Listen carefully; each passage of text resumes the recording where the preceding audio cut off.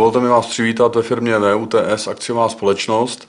Firma VUTS má status výzkumně vývojové organizace a v rámci projektu Výzkum a vývoj pro inovace, koordinovaného Ministerstvem školství, mládeže a tělovýchovy, zrealizovala v posledních letech výstavbu nového výzkumného centra, takzvaného Centra rozvoje strojírenského výzkumu, projekt CRSV. Zaměření firmy VUTS je na aplikovaný výzkum pro zpracovatelský průmysl.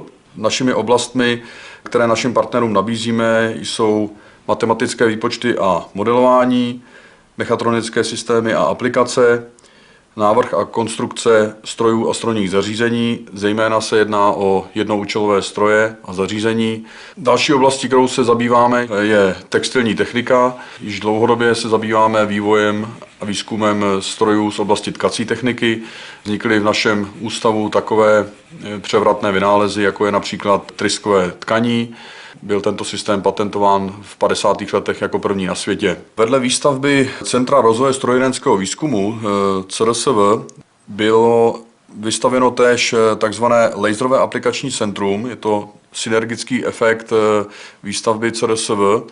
Laserové aplikační centrum je vybaveno 4 laserovými zdroji a našim zákazníkům jsme schopni nabízet principy laserového řezání, laserového svařování, jednak kovů a zejména plastů.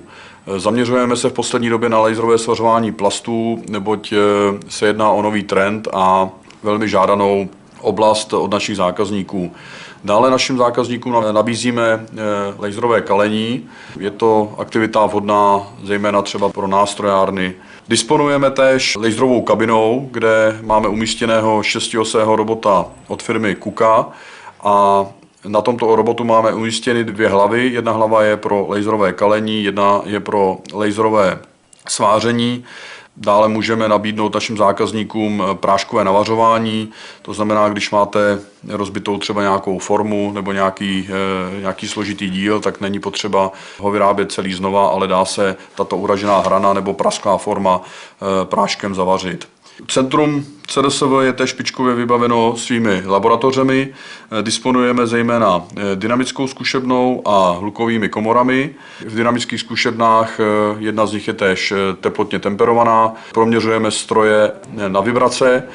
Jsme schopni odhalit zdroj vibrací a následně stanovit nápravná opatření, jak tyto vibrace eliminovat, což je našimi zákazníky velmi oceňováno.